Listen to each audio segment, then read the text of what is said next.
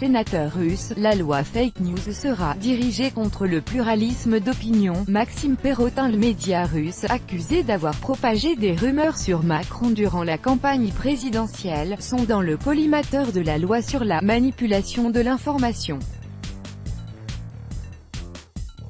Alexeï Pouchkov, sénateur russe et journaliste de formation, commente pour Sputnik cette loi et le phénomène des fake news, omniprésent, et bien souvent anglo-saxon. L'examen à l'Assemblée nationale de la loi sur les fausses informations ou manipulation de l'information, quel que soit son nom, a fait couler beaucoup d'encre ces derniers jours, jusqu'au renvoi de son examen, sans doute courant juillet. Il faut dire que la labellisation, ou encore de la certification, des sources d'information par l'État a de quoi interpeller les députés, comme certains de nos confrères. Bien sûr, je me méfie, parce que je pense que ce type de loi peut être utilisé à des fins de guerre informationnelle, commente à Sputnik Alexeï Pouchkov. Ancien député de la Douma, actuel président de la commission sénatoriale sur les médias, lui-même journaliste, ce sénateur russe francophone est bien placé pour parler de la loi sur la manipulation de l'information. Sputnik a donc profité de son passage à Paris pour le faire réagir sur ce texte et sur les fake news d'une manière générale. Il faut dire que, à en croire les débats parlementaires, les médias russes font partie des cibles toutes désignées de cette future loi voulue par Emmanuel Macron, qui depuis la campagne présidentielle clame être victime d'ingérences fomentées par le Kremlin et ses médias de propagande, vos serviteurs, NDLR. La loi sur la manipulation de l'information concerne les périodes électorales, élargies à 3 mois avant les scrutins.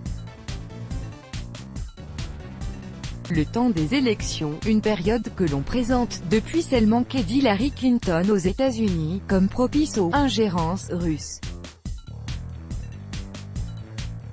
C'est en effet ce scrutin réputé imperdable pour la candidate démocrate qui a lancé la mode d'accuser la Russie de tous les maux. Rappelons d'ailleurs que la candidate malheureuse à l'investiture suprême n'avait rallié à sa cause que 200 journaux américains contre 6 pour son adversaire, suivant le décompte de Jean-Bernard Cadier, correspondant de BFM TV à Washington. Reste cependant à savoir si l'exécutif entend protéger les Français autant de nos prétendues fake news que de celles d'autres médias étrangers pourraient commettre. Pour Jean-Luc Mélenchon, la réponse est clairement non. Le sujet est très simple. Allons-nous interdire Russia Today, Sputnik et quand? Il n'y a pas d'autre sujet. Résumé à l'Assemblée, le chef de file des députés de la France insoumise, LFI, pointant du doigt des consignes données par les Nord-Américains aux Européens, mettant par ailleurs en doute l'impartialité de cette surveillance des médias étrangers, un point sur lequel Alexeï Pouchkov rejoint le sénateur LFI. Pour lui, peu de chances qu'une telle loi, si elle était adoptée en l'état, viserait à contrer certaines manipulations d'informations venues des médias anglo-saxons. Comme l'estime le député russe, en France et en Europe, la presse américaine est considérée comme la presse d'un pays allié. En principe, je crois que les lois contre la manipulation de l'information dans le monde occidental, si elles sont adoptées, vont être dirigées contre le pluralisme d'opinion et contre l'information alternative, une confiance de principe accordée à ces médias anglo-saxons qui étonne le sénateur. Ce dernier évoque ainsi les grands mensonges à laquelle cette presse a été mêlée, comme notamment la possession d'armes de destruction massive par Saddam Hussein, menant au déclenchement de la Seconde Guerre du Golfe en 2003 ou encore dans le cas de l'intervention de l'OTAN en Libye en 2011.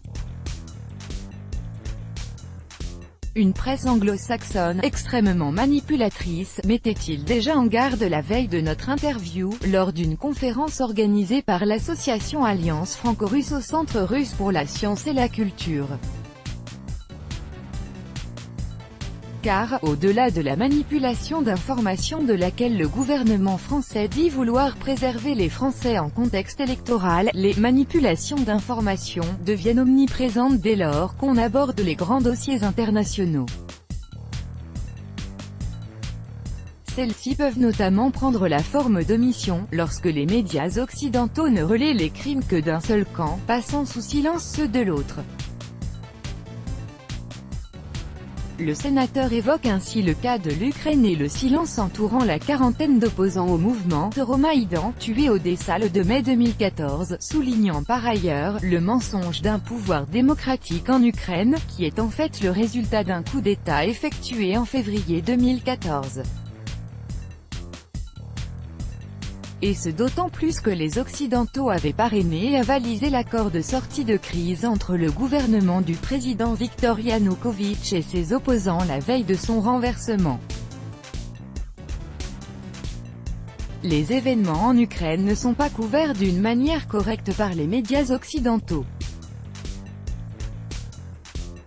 Il y a toujours un biais politique très prononcé, comme si l'Ukraine avait une immunité de la critique, tout juste parce qu'elle veut se détacher de la Russie et rejoindre l'OTAN. Autre exemple mis en avant par Alexei Pouchkov, la guerre en Syrie, où le phénomène est d'une ampleur bien plus importante.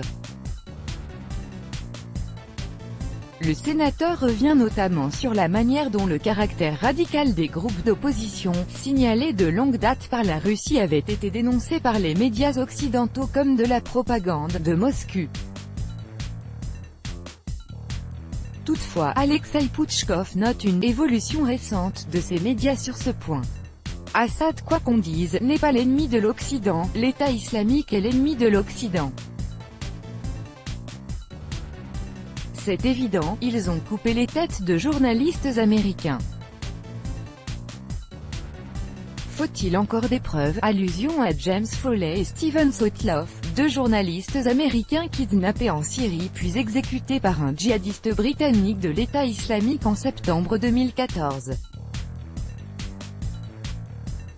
Notons d'ailleurs que 6 mois après l'enlèvement de James Foley dans la province d'Idlib en novembre 2012, le renseignement syrien fut pointé du doigt dans la presse occidentale suite aux accusations du directeur du Global Post, l'un des journaux pour lequel le journaliste travaillait.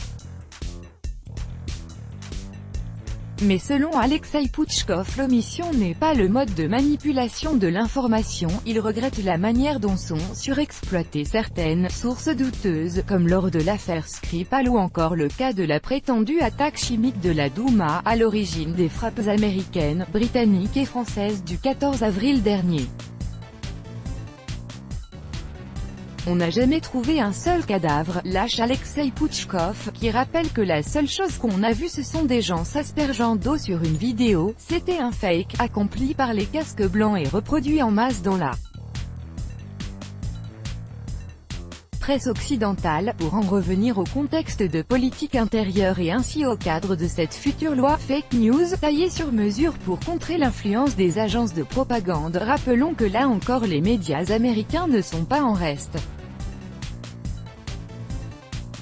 Toujours lors de cette conférence de presse donnée au Centre russe pour la science et la culture, Alexei Pouchkov évoquait l'affaire de la pitape de Donald Trump. Ce dossier, publié en janvier 2017 par BuzzFeed, sur la base des déclarations d'un ancien membre du renseignement britannique, prétendait que les Russes étaient en possession d'une vidéo montrant un certain nombre de prostituées payées par Donald Trump pour uriner sur le lit de la suite présidentielle du Ritz-Carlton de Moscou, où auraient séjourné les époux Obama, qu'il déteste, afin de le souiller. Si ce rapport contient des erreurs et les allégations sont non vérifiées, dixit BuzzFeed, et pourrait selon des sources proches du dossier, avoir été financé par le camp Clinton durant la campagne, l'information fait les gros titres de la presse. Une manipulation évidente, s'emporte le sénateur, critiquant la manière dont les journalistes américains s'étaient cachés derrière leurs sources, plus ou moins fiables. Quand je compare la presse américaine d'antan à la presse américaine d'aujourd'hui, je vois que ce n'est pas la vérité qui est leur but. Leur but est d'avaliser une ligne politique qu'ils ont choisie. S'ils sont contre Trump, ils disent un tas de bêtises contre Trump, des manipulations d'informations à des fins politiques, un phénomène que l'on n'observe pas forcément pour justifier des interventions armées, Kosovo, Irak ou Libye hier, Ukraine, Syrie aujourd'hui, ou déstabiliser un adversaire lors d'une élection qu'aux États-Unis, mais également en France. Comme le soulignait justement Libération, la plupart des fake news, durant la présidentielle française dont les médias russes étaient accusés, émanaient plutôt de médias français, et pas forcément des médias à la réputation sulfureuse. Quant à l'accusation de propager des fausses informations, comme dans le cas d'un supposé compte aux Bahamas d'Emmanuel Macron, celle-ci avait en fait été relayée sur les réseaux sociaux par des tweetos ayant pour habitude de partager nos articles, mais n'avait jamais figuré dans nos colonnes. Des fake news, en somme.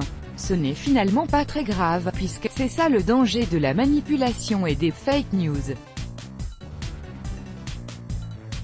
Les fake news, c'est une information manipulée, construite à des fins politiques, concrètes et précises, afin de les obtenir.